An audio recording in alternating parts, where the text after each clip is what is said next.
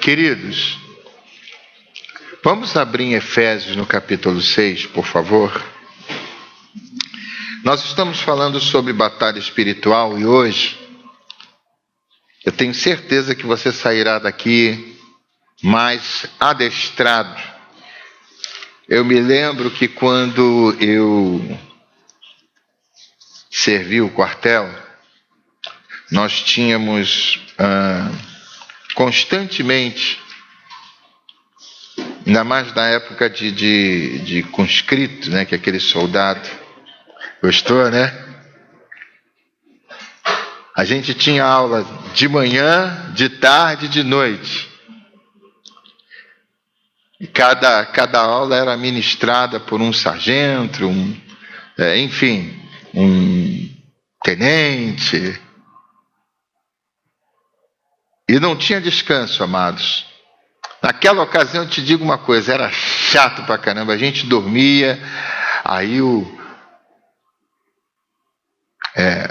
quem estava ministrando a aula tirava o coturno e jogava em cima do soldado para ele ficar esperto. Acorda, guerreiro! E não obstante, obviamente eu não vou fazer isso com você, se você dormir. Quem não vai dormir? Você não vai dormir, né? Diga amém. Promete? Amém. Então vamos ler, por favor, Efésios 6, porque nós estamos falando de batalha. Batalha fala de soldados. Soldado fala de quartel. Fala de armas. Fala de ataque, fala de defesa. Batalha. Verso 10, capítulo 6, verso 10. Todos abriram? Diga amém. Diz assim: finalmente fortaleçam-se no Senhor e no seu forte poder. Vistam toda a armadura de Deus para poderem ficar firmes contra as ciladas do diabo.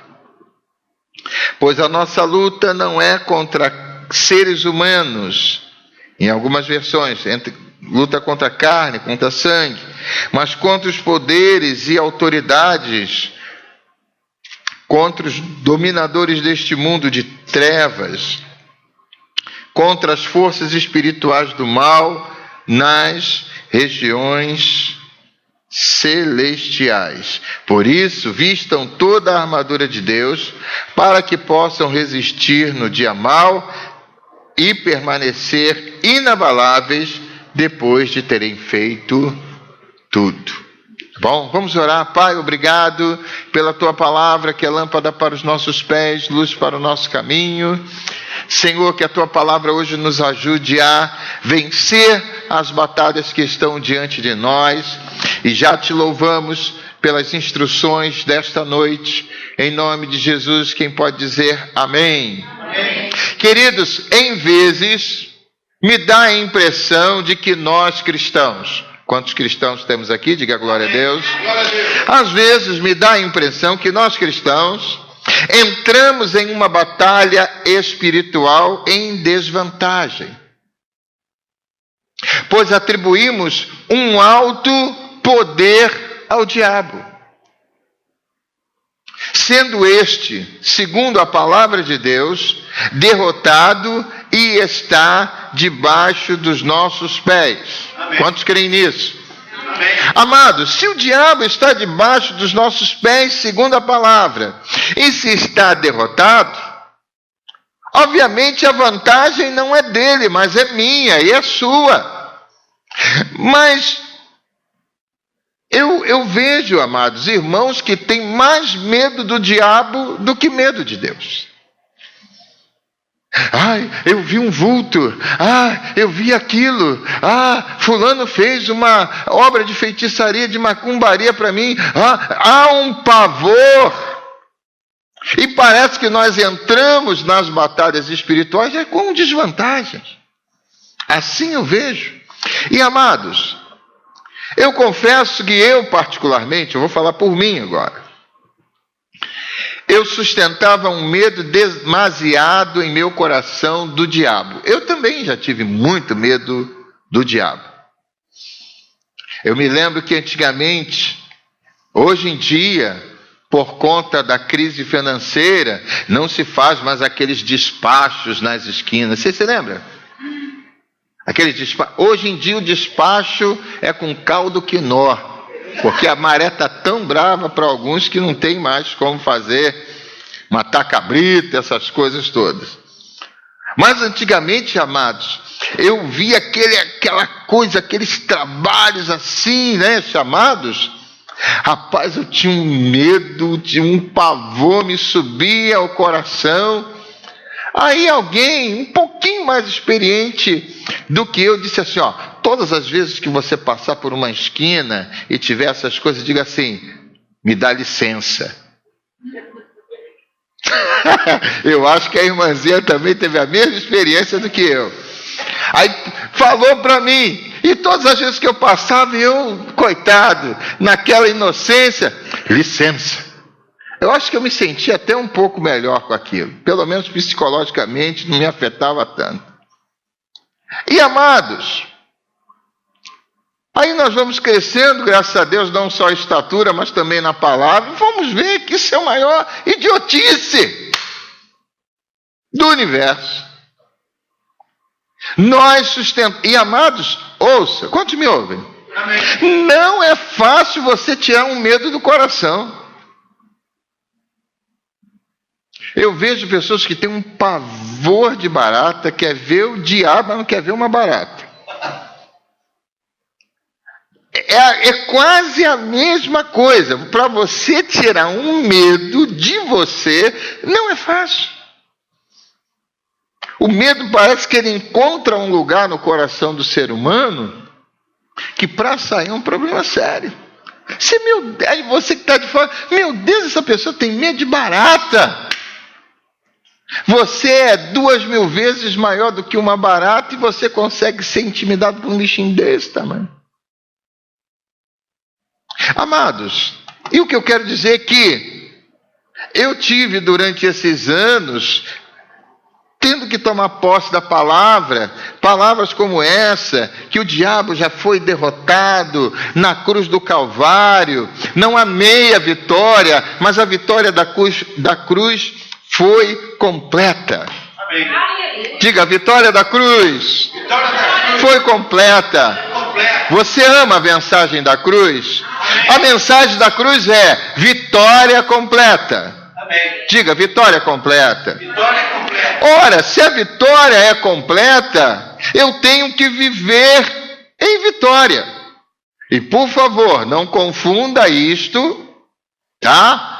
Com aquela teologia maluca de que a gente não passa problema, que a gente não passa aflição. Não, eu estou dizendo assim, eu tenho vitória sobre aquele que Jesus já consumou a minha e a sua vitória.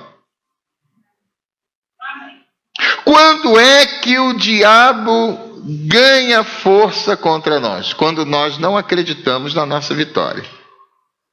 Você acredita na sua vitória? Amém. Você acredita? Amém.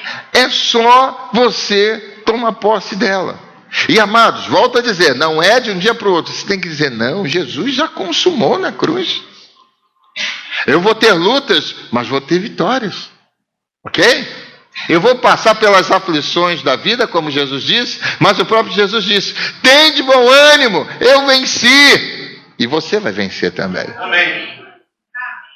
Amados, eu vejo que um soldado, para ele ser um soldado vitorioso, ele tem que entrar na guerra, melhor do que qualquer arma, é tendo a certeza de que o que ele vai fazer vai lhe garantir a vitória.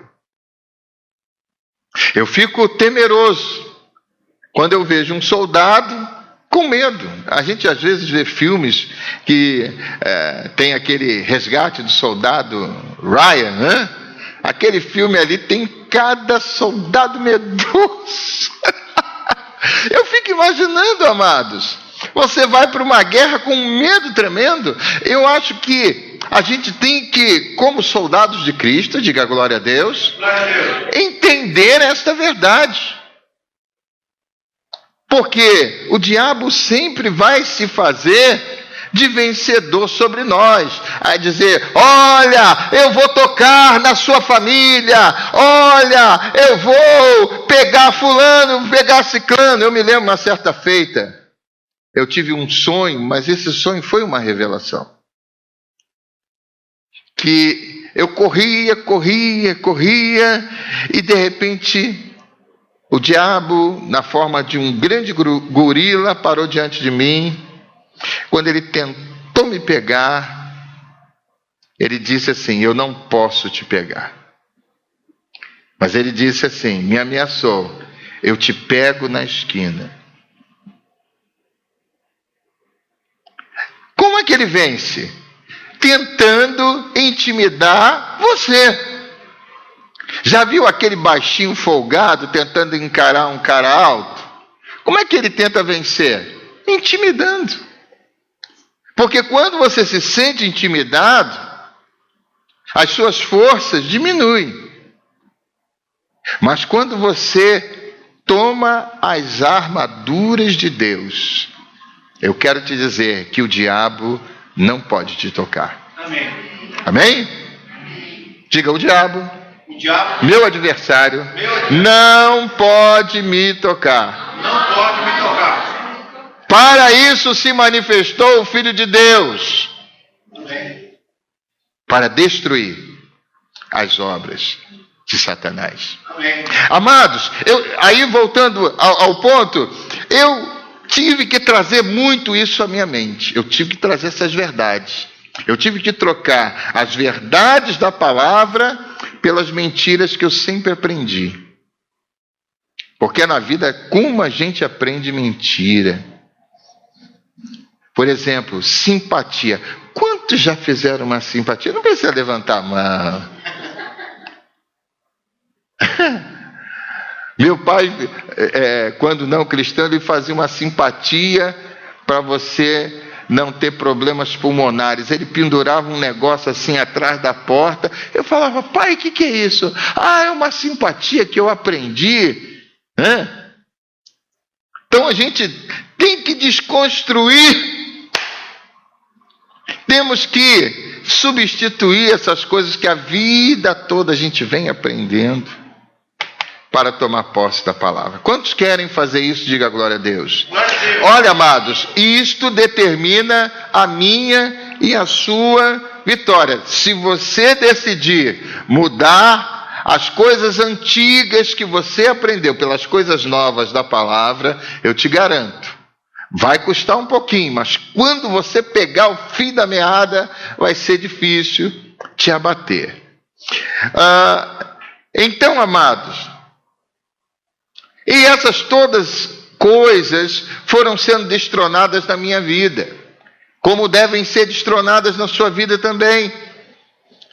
Eu tive que entender a minha posição no reino de Deus. Qual é a sua posição no reino de Deus? Diga: filho de Deus. Filho de Deus. Você acha que Deus deixa os seus filhos expostos? Você deixaria o seu filho exposto? Não. Sua filha exposta? Você dá a sua vida pelos seus filhos? Deus não deixa os seus filhos expostos, mas expôs Jesus para nos dar a vida eterna. Quem eu sou diante de Deus? Queridos, isso é fundamental. E veio uma frase no meu coração, que eu não ouvi em lugar nenhum, mas veio ao meu coração a seguinte frase: só tem medo do futuro quem não conhece a Deus de verdade, pois nele está a garantia do futuro vitorioso. Amém. Eu tenho medo, e amanhã como é que vai ser? Hoje você tem que viver, amanhã deixa que o Senhor cuida. Amados, eu vou te dar um exemplo bem corriqueiro do que eu quero falar nessa questão de batalha espiritual. Aí, como eu disse para vocês, quero falar sobre a questão dos dízimos e das ofertas. Há crentes que não entendem perfeitamente sobre esse assunto. Quando você não entende perfeitamente sobre um assunto, o que um fala é verdade, o que outro fala é verdade, o que outro fala é verdade, você não tem uma opinião formada. Você se torna um Maria vai com as outras. Quando alguém toca no assunto que você não tem firmeza, a tua tendência é ir igual Eva. Entendeu? Então, amados, nessa questão dos dízimos e ofertas, o que mais nós líderes temos visto, muita confusão em relação a isso. Não entendem sobre o assunto com perfeição. E estão deixando esta arma poderosa. Você sabia que o dízimo e a oferta é uma arma poderosa que Deus nos deu? Diga glória a Deus. Glória a Deus. De lado, a gente coloca então essa arma poderosa de lado, por não percebermos que em algum momento da vida, as respostas financeiras, elas são fruto da nossa fidelidade, e caímos na armadilha de não devolver o que é de Deus. Tem uma canção antiga que diz assim: dê e Deus te devolverá, muito grande medida, sacudida e transbordante, dê e Deus te devolverá. Então dê ao Senhor. Jesus falou o seguinte: dai e ser-vos-á dado.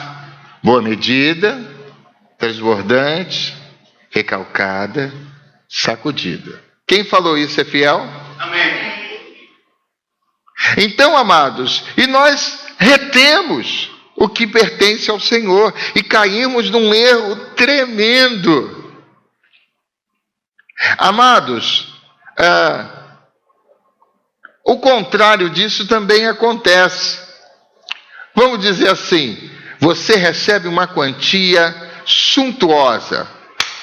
Vamos colocar aí 10 milhões. Quantos gostariam de 10 milhões? Amém. Aí você recebe aquela grana, tem que deixar morrer aquela graninha do imposto de renda que já cai assim, né? Imposto de renda já leva um pedaço, mas tudo bem. Aí você fica com 7 pratas. Aí você, aquele crente fiel, puxa, glória a Deus, 7 milhas na minha mão. Aí eu tenho que dar o dízimo. Quanto? Quanto é o dízimo de 7 milhões? 700 o quê? Aí alguém pensa assim: 700 mil? Olha aí. Já começa a fazer questionamentos.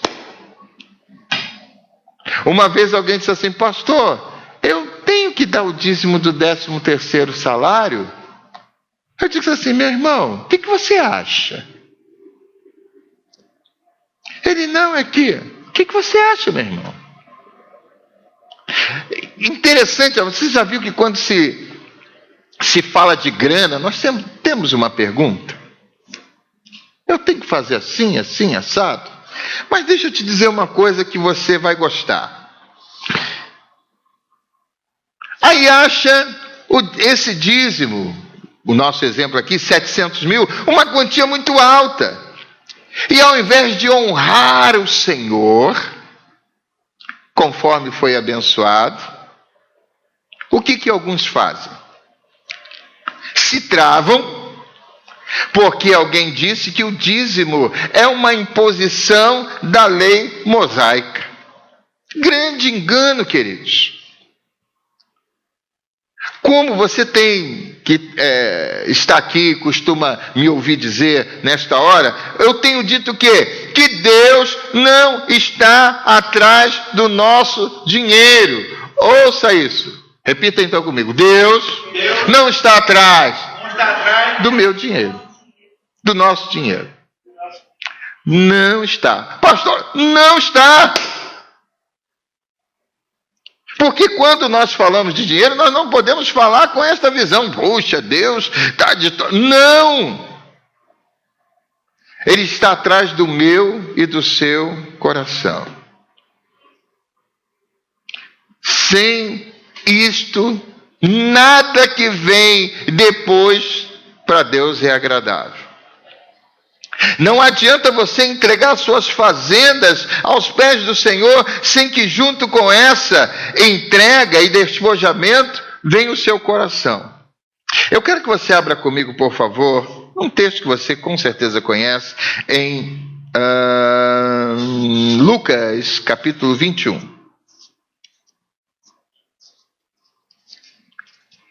Eu estou embasando o que eu estou falando, e graças a Deus eu não costumo falar sem embasamento, porque quando é um pensamento meu, eu digo, irmãos, isso é o que eu penso, ok? Mas determinadas asseverações como essa, que Deus não está atrás do nosso dinheiro, está aqui.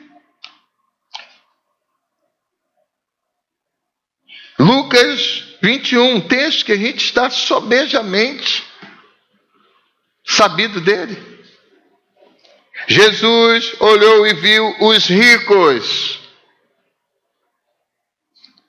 colocando suas contribuições nas caixas de oferta. Jesus poderia dizer, puxa, que legal. E Jesus está ali olhando. Era um ofertório, como acontece aqui volta e meia, todo culto. Jesus só está olhando. Verso 2. Viu também uma viúva pobre colocar quantas moedas? 2. E disse, afirmo-lhes, que esta viúva pobre colocou o quê? Mais do que todos os outros. Todos esses deram o quê? Que sobraram. Mas ela, na sua pobreza, deu o quê? Tudo.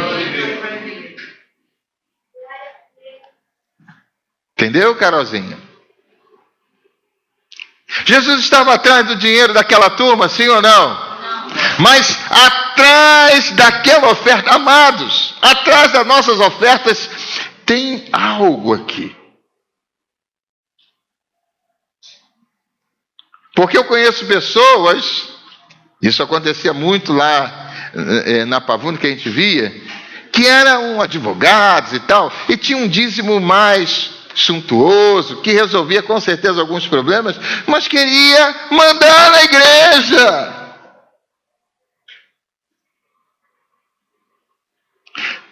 Isto não é dízimo. Isso nunca vai ser oferta. Isso é tentar comprar o que não se compra.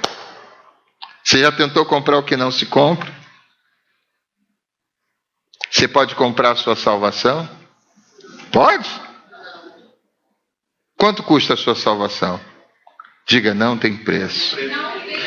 Já foi pago. Já foi pago.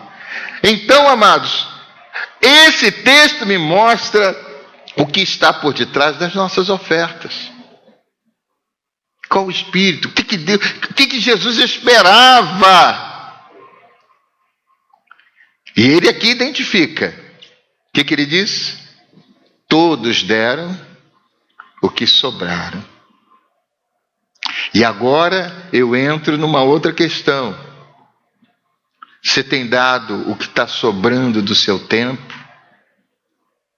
Você tem dado o que está sobrando da sua vida? Ou como aquela viúva pobre, você tem procurado dar o seu melhor? Veja, amados, que a questão aqui não é grana, é o que está por detrás. E isso que é interessante. Quem me entende? Amém. E esta é uma arma que Satanás tem procurado tirar das nossas vidas. Ah, você não precisa dizimar não, você não precisa ofertar. E volta a dizer, não é por causa da sua grana não, é porque por detrás de uma oferta, por detrás do seu dízimo, há um espírito que Deus se agrada. Fidelidade. Eu amo receber o seu envelope, sabe por quê? Porque eu vejo por detrás desse envelope alguém que trabalhou, alguém que suou por aquele valor, e está aqui devolvendo o que é de Deus. Isto é agradável ao Senhor. E é isso que Satanás quer roubar. É isso que Satanás quer fazer. Quer trazer uma desgraça financeira, porque traz. É só você ler o texto. E é interessante, você já percebeu? Vem comigo aqui, sem desmarcar. Malaquias 3.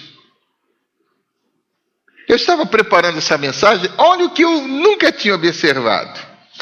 Só o verso 14 para que a gente não se estenda mais.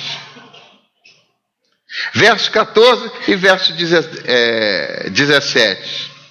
Eu vou fazer duas observações aqui. O verso 14, vou deixar você ler. O que diz? Malaquias 3:14. Vocês dizem, é inútil servir a Deus. O que ganhamos quando obedecemos aos seus preceitos e ficamos nos lamentando diante do Senhor dos Exércitos? Diante do Senhor dos Exércitos. Senhor dos Exércitos. Agora leia o verso 17. O que diz aí? No dia que eu agir, diz o Senhor dos Exércitos, olha aí. Eles serão o meu tesouro pessoal. Eu terei compaixão deles, como um pai tem compaixão do filho que lhes obedece. E o verso 18, olha que promessa está aí, queridos. Olha aí, o que tem, o que diz? Então vocês verão novamente a diferença entre o justo e o ímpio, entre os que servem a Deus e os que não servem. O que está entre o verso 7 e este verso 18? Perdão, o verso 14 e o verso 18. O que está entre esses dois versos? Os dízimos e as ofertas. E ele diz, Senhor dos Exércitos. Diga, Senhor dos Exércitos. Senhor dos Exércitos. Por que ele vai falar de dízimos e ofertas e referir a Deus como Senhor dos Exércitos? Ele está falando porque há uma batalha. Eu quero te dizer que o Senhor vai te ajudar, mas que Ele seja o teu Senhor dos Exércitos. Amém. Volto a te dizer, quero concluir esta palavra dizendo a você o seguinte. O exemplo da viúva, esse que acabamos de ler, lá em Lucas, deveria nos deixar mais espertos quanto a essa questão. Mas percebo pessoas sendo enganadas por si mesmas e pelos outros, absorvendo essa mentira diabólica, onde essa ligação céu e terra é quebrada. Dízimo e oferta, no meu ver, dentro desse contexto, quando você deixa de fazê-lo por motivos de falta de fé, você está quebrando uma ligação céu e terra. As promessas são das mais maravilhosas.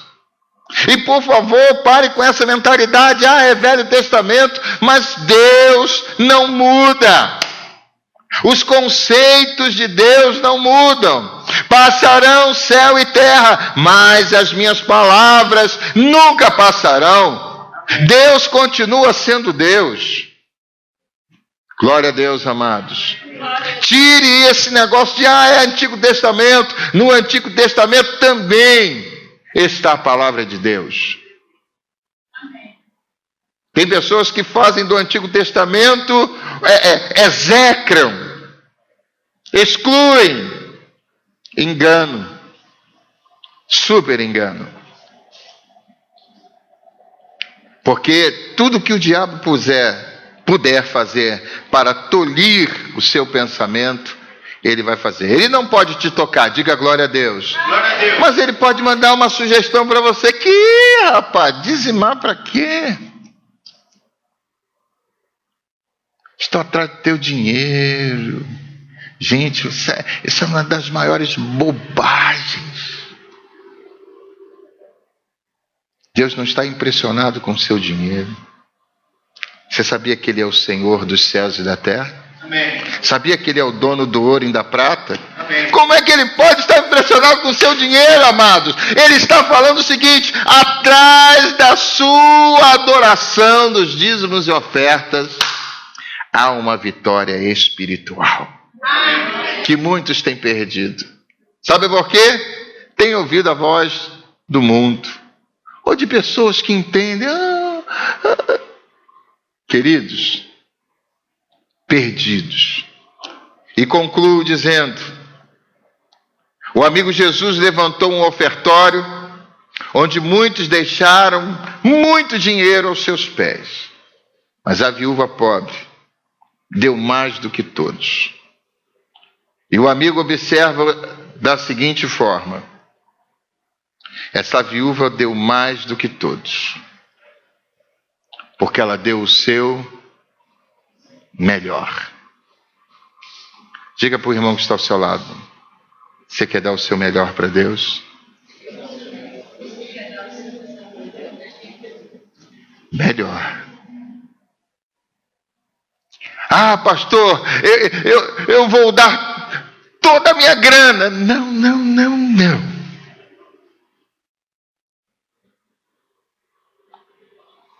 Seu melhor está aí dentro do seu coração.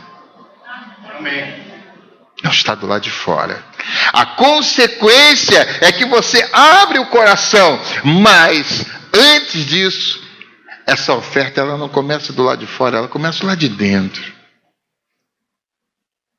E eu vou pedir que você, por favor, fique de pé nessa hora.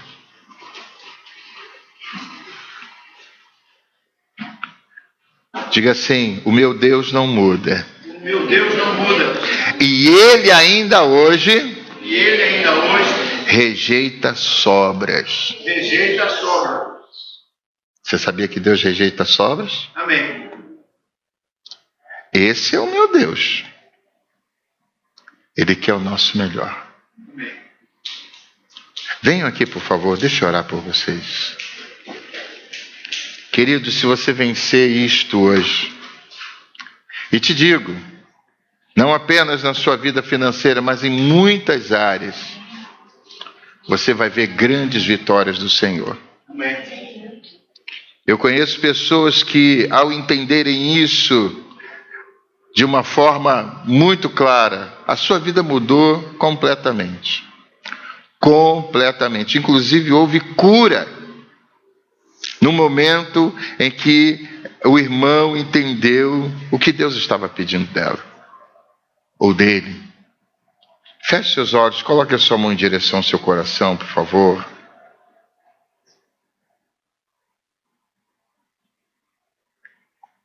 Diga: Senhor, me ajude a ver qual é o melhor que eu tenho para me te dar. O melhor das minhas palavras, o melhor do meu coração. Ajuda-me nesta hora, Senhor, a te dar o meu melhor, que está aqui debaixo das minhas mãos. Não são coisas, que coisas passam. Coisas apenas têm as suas representações. Os dízimos, ofertas, são representações. Mas o melhor está aqui debaixo das nossas mãos. E queridos e queridas, eu tenho certeza que você tem um tesouro aí dentro. Um tesouro que o Senhor se propôs a pagar por ele na cruz do Calvário.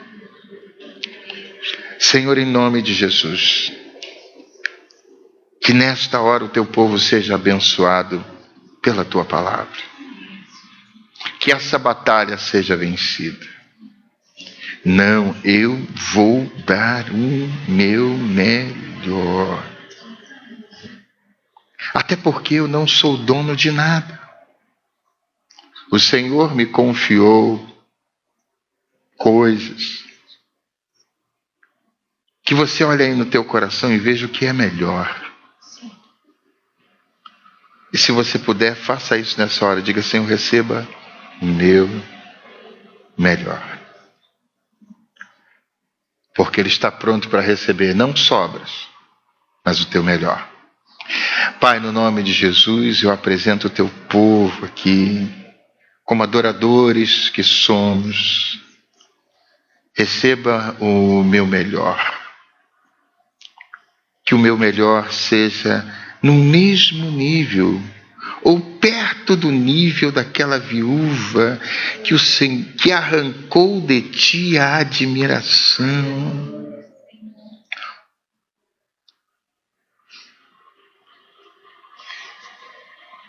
Talvez aquela viúva pensou que não estivesse dando tanto.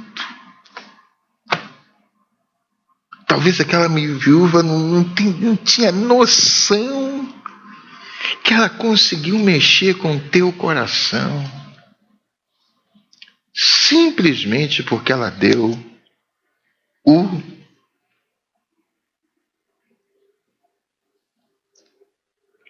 melhor. Senhor, que eu nunca me canse de te dar o melhor.